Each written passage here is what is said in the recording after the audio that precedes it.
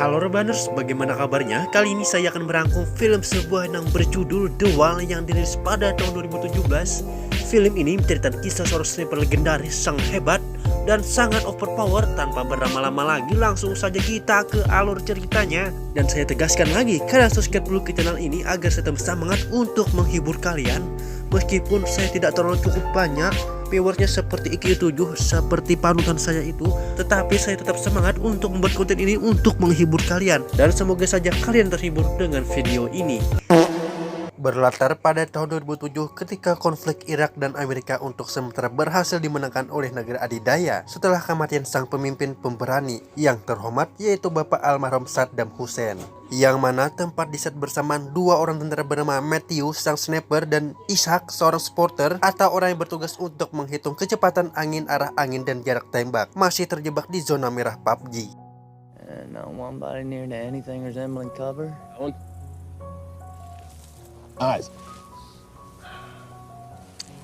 Tanpa tahu bahwa perang telah berakhir selama kurang lebih 20 jam, mereka berada di posisi nyumput di antara reruyukan memantau sebuah lokasi dengan tembok reruntuhan yang di situ terdapat 8 jasad manusia yang disinyalir menjadi korban penembakan oleh seorang sniper misterius legenda bernama Juba.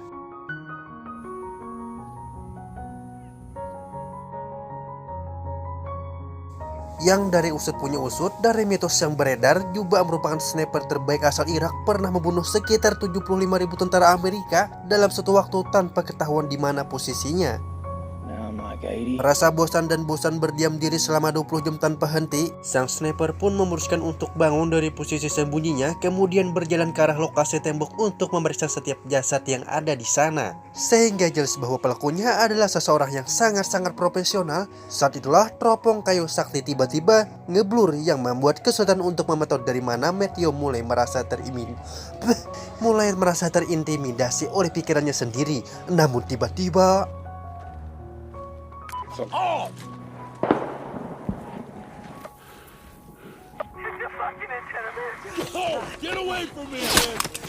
ya, entah dari mana asal tembakan tersebut, Matthew harus pasrah terluka di tempat terbuka, sementara Ishak juga harus tertembak di bagian lutut atau dengkul, tapi beruntungnya masih sempat untuk bersembunyi di balik tembok.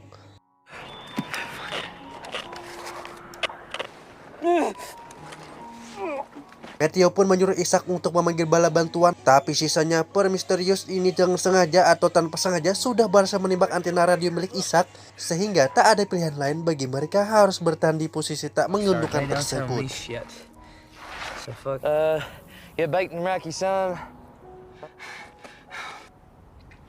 Sementara kondisi tak berdaya, Matthew masih percaya diri untuk bisa menembak si sniper ini, di mana Ishak dimana untuk mengukur jarak tembak demi bisa mengetahui posisinya, sehingga ia mencopot beberapa batu untuk meletakkan teropongnya.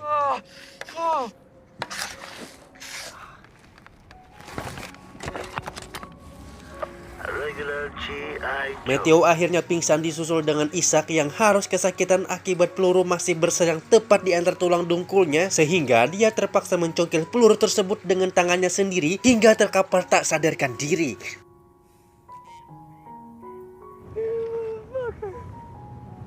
Setelah pingsan beberapa saat, Ishak akhirnya siuman setelah mendengar suara seorang dari radio lokal yang dimilikinya, di mana orang itu mengaku dari Kesatuan Amerika Serikat, meminta Ishak menyebutkan identitasnya supaya mereka bisa segera mengirimkan bala bantuan medis via udara. Orang di radio itu pun meminta Ishak untuk berdiri dan menembakkan pistol ke udara untuk menandai posisinya, di mana Ishak keberatan melakukan itu karena hal tersebut sama saja dengan bunuh diri.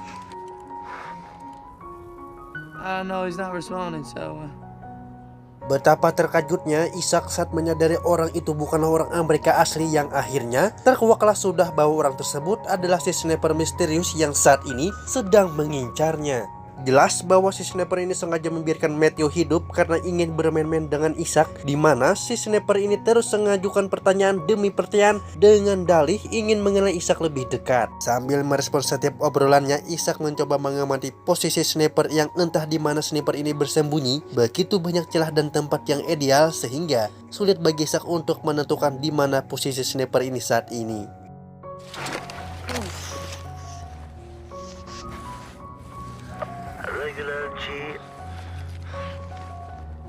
Saat itulah Ishak melihat radio milik salah satu jasad tentara yang jaraknya beberapa meter dari tembok dia berlindung, di mana Ishak perlahan merangkak ke arah sana, tapi kemungkinan untuk bisa meraihnya sangat-sangatlah kecil seperti mengharapkan sesuatu yang tidak pasti.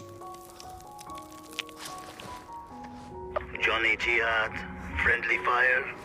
Ishak benar-benar tidak memiliki harapan untuk bisa bergerak keluar dari balik tembok, sehingga dirinya terpaksa terus merespon dan menjawab setiap percakapan dan pertanyaan si sniper sampai terdengar suara gesekan, berbagai benda atap roboh, suara desahan tetangga, dan lain-lain.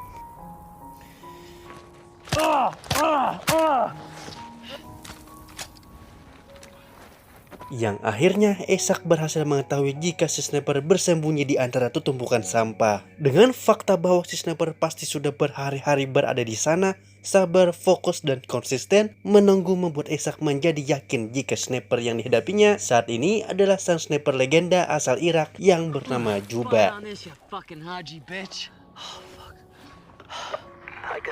It would be so easy to tear his face off. And your knee. Sempat terpikir untuk bunuh diri saja, Ishak seketika teringat pesan guru judi bahwa bunuh diri itu adalah solusi permanen untuk masalah yang hanya bersifat sementara dan dosanya sangat besar. Akhirnya Ishak pun bangkit dan otaknya pun mulai berpikir untuk mengelabui sekaligus mengetahui posisi sniper dengan cara membuat orang-orang yang menggunakan kayu dan helm miliknya. Yang sungguh sialnya, helm pun terjatuh begitu saja. Sampai-sampai membuat si sniper tertawa sendiri dibuatnya. Kesempatan pun akhirnya muncul saat angin bertiup kencang membuat debu menghalangi pandang si sniper. Saat itulah Ishak langsung bergerak menuju si jasad untuk mengambil radio yang tadi diincarnya.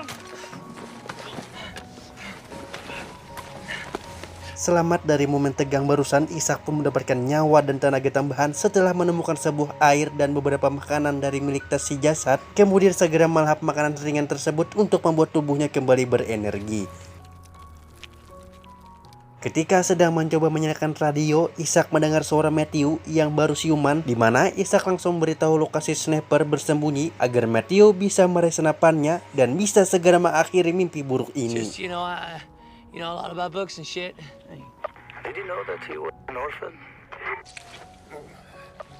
Is that why you choose him? Perlahan tapi pasti Matthew bergerak mendekati senapannya yang karena debu masih menghalangi pandang si sniper. Tidak menyadari akan hal itu, tak ingin hanya diam saja, Ishak pun mencoba mengalihkan perhatian si sniper dengan cara berpura-pura amuk-amukan sambil menembakkan senjatanya ke arah langit. Shakespeare, is that the only poet you know? Who am I talking to? Sehingga Matthew bisa mengambil posisi untuk menembak dan harus kembali tertembak setelah bidikannya sama sekali tidak mengenai si sniper yang ketika Ishak menyuruh Matthew untuk segera bergerak kembali ke tembok. Sungguh sia-sia upaya yang mereka berdua lakukan berusaha karena faktanya masih belum pasti di mana posisi sniper berada, entah memang beneran ada di tumpukan sampah ataupun di tempat lain. Entahlah, Ishak sekarang benar-benar sendirian dan hanya masalah waktu saja sampai si sniper berhasil membunuhnya.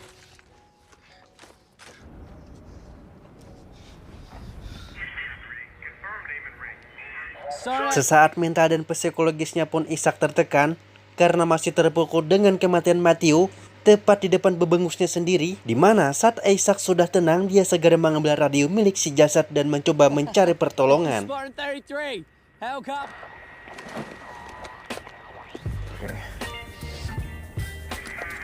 Saat sudah tersambung ke radio, itulah Ishak kembali mendapatkan kejutan lain ketika sniper mengambil alih frekuensi dan saluran radionya dan menyamar sebagai dirinya supaya bala bantuan segera datang ke lokasi ini.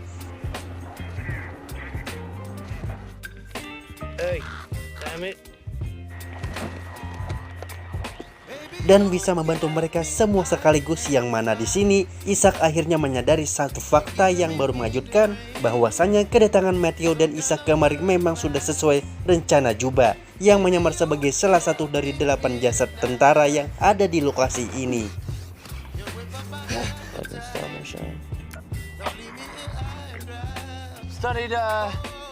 Tak ingin tim evakuasi yang datang menjadi korban selanjutnya, Ishak pun segera melihat ke arah senapan milik Matthew dan terpikir untuk menjadi sniper dadakan demi bisa menghabisi Juba sebelum tim penyelamat tiba di sini. Dengan mindset yang sudah bodoh amat dan siap untuk mati, Ishak pun meruntuhkan tembok demi bisa mendapatkan bidikan yang bagus. Yang di sini kita akan melihat detik-detik tegang dan saat mereka berdua adu kecepatan siapa yang bisa membunuh lebih dulu.